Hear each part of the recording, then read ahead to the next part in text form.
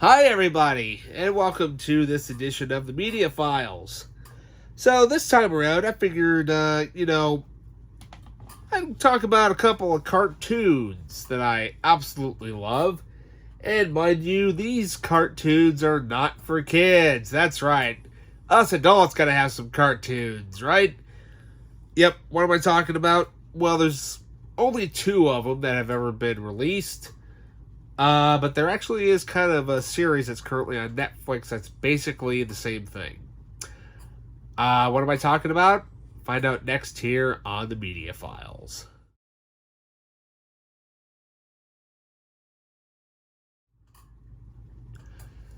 Welcome back. So, yeah, cartoons for adults, huh? Well, in that anime, yeah, but there are also some American made cartoons for adults. Like, for example, they have some of the most badass music you will ever hear.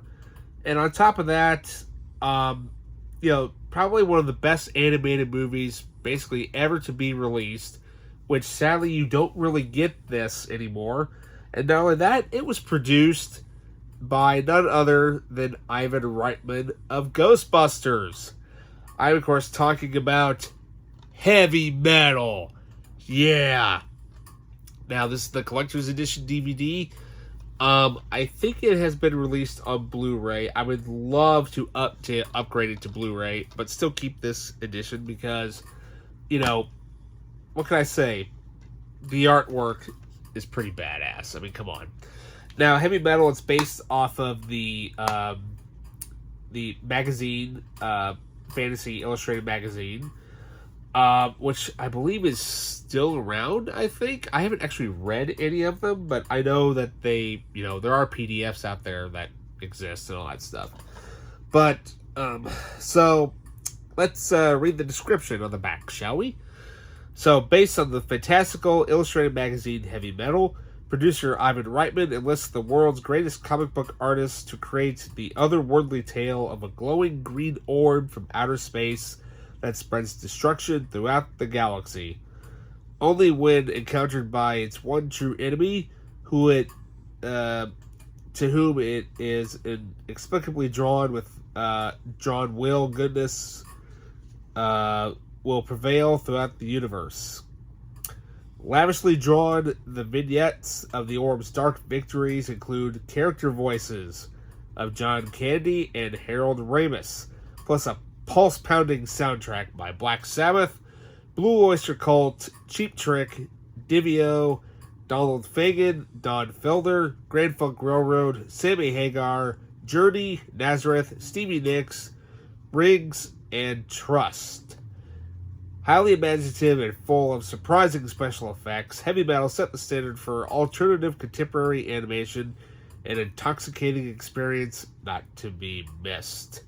So yeah, not only that though, so basically this movie, it basically deals with this green orb that basically it has four stories that basically that kind of revolve around this green orb, and this girl that the green orb, I think it's called the Lochnar,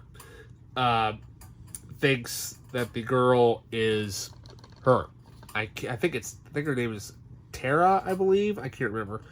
But it is based... Let me see here. If I can actually read the writing on here.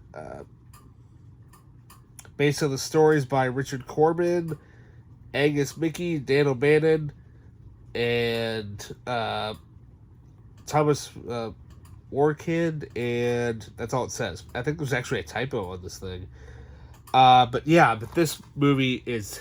Yeah, it's definitely not for kiddies. It's got violence, it's got language, it's got gore, and it's got boobs. Oh, yeah. So, what can I say? I'm a grown man. Why not? So, let's go over the bonus features on this puppy. So, we have the digitally remastered audio and anamorphic video. So, basically, it is an anamorphic widescreen, so it'll take up the full picture, versus movies that were originally released on DVD. They said they were widescreen, but they were basically, full framed. It looks like a small box. So it's anamorphic, it'll take up your whole screen, or if that doesn't work, just hit zoom on your control. So we have the documentary, Imagining Heavy Metal, deleted scenes. Now here's something that's really cool about it, is that it has the feature-length rough cut, which with optional commentary. So basically you get two versions of this movie. You get the final version that was released in the theaters in 1981, but there's also the rough cut, which is, you watch literally the whole movie, but there are a lot of scenes in here which are just pencil sketches. Like, it's not really totally finished yet, so you get kind of a rough idea of what a lot of the animators had to do and still had to finish throughout, which is actually kind of cool. It's kind of rare. You don't see that very often. You get the production photo gallery, as well as the heavy metal magazine cover gallery. That's pretty cool. You get the pencil portfolio with animations, a single and layered cell portfolios, conceptual art gallery, production notes, Carl Mackey reading his book, Heavy Metal, the movie, as well as your English subtitles and your audio and 2-channel Dolby Surround and English 5.1 Dolby Digital. So originally this movie was released in Dolby 2.0 back in the day. But yeah, like I said though, this movie is it's definitely not for kids, but it's got some it's got some pretty weird stuff in it. Come on. You all know what scenes what you're talking about in this movie. But what can I say though? It's a piece of history that hasn't really been duplicated really ever since. In the 80s, you got away with a lot of stuff. So, yeah. So, 20 years later go by, give or take, and Heavy Metal was kind of basically, they're getting ready for the 20th anniversary release of the original movie. And so they decided, hey, let's, fans have been kind of itching for a sequel here. I mean, we've got a lot of stories to tell. And so in comes in the co-creator of the Teenage Mutant Ninja Turtles, Kevin Eastman, who basically now runs the Heavy Metal magazine, I believe. Or at least he is, he's up there the chain as far as I know. So basically he comes up with this story where he got basically an inspiration from a model, basically, who is now his wife, Mrs. Kevin Eastman, Julie Strain, and we have Heavy Metal 2000. Yeah, she's wearing the Barbarella skankily clad outfit there, and there's not much to be seen there. So, what can I say? Badass cover. More modern times. What have you? Comic books were pushing the limits of what, as far as adult content went at the time.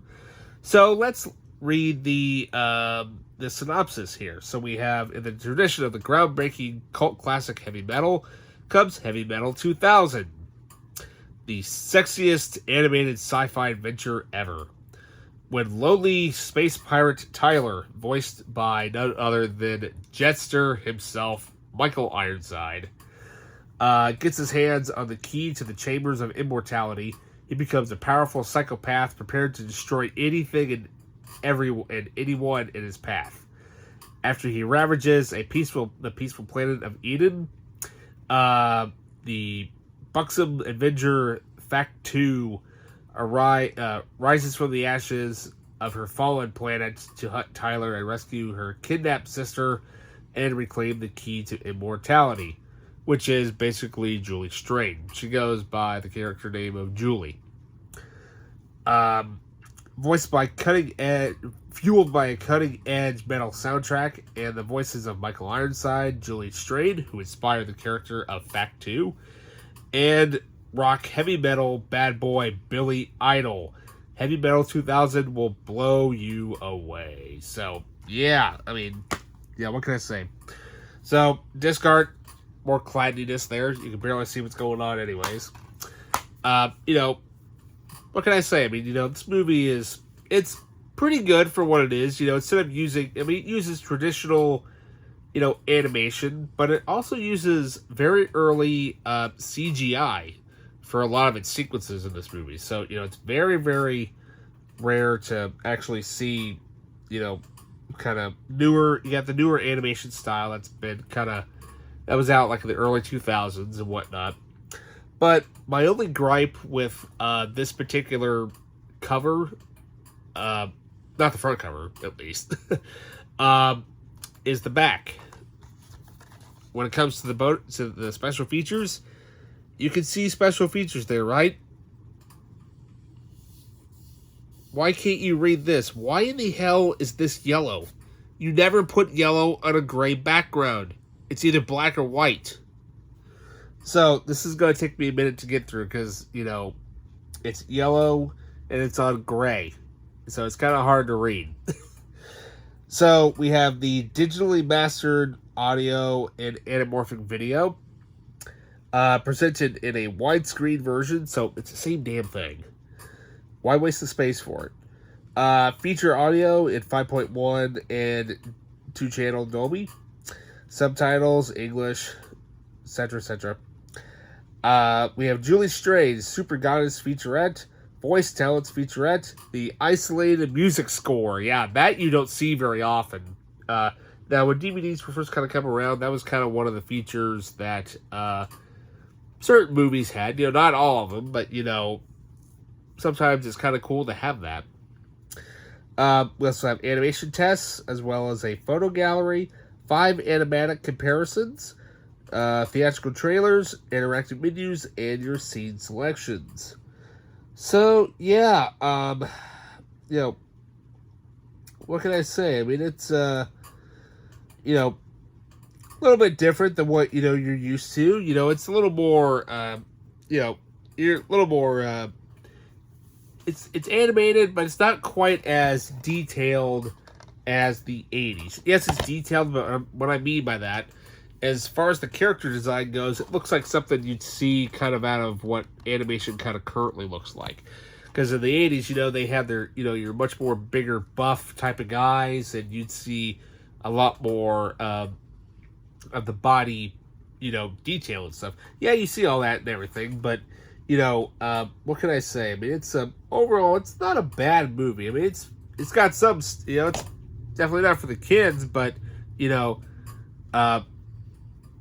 it's good for what it is. It's got a pretty decent soundtrack in it. I bought the soundtrack, but I bought it with a different cover because that was all that they had. But I mean, what can I say? I really wish that there was a third Heavy Metal movie, but sadly these are the only 2 that we'll probably ever get. But there is a series on Netflix called Love, Death, and Robots, which is basically Heavy Metal. That's literally what it is. It's just titled differently. So far there's 3 seasons, and I hope they come out with a 4th season. I would love for them for one day to come out with a third Heavy Metal movie, just kind of out of nowhere it gets announced, which would be kind of awesome. So that's basically it for this review of adult cartoons. Yeah, do I have more adult cartoons as far as that type of stuff goes? I don't think so. I mean, sure, I've got some animes that are definitely not for kids, but as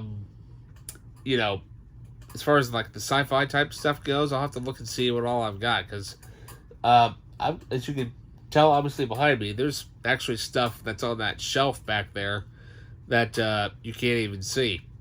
Maybe we'll, whenever I get the chance to, maybe I'll move all this stuff behind me and we'll see what's on those shelves back there. Could there be a sci-fi series back there? Could there be complete randomness? Yes and yes. But what is back there? I don't know. You just have to wait and see whenever the background changes. So with that, please like and subscribe. And, write comments. I'll write you back. And what have you. So, yeah. So with that, I'll see you in the next video.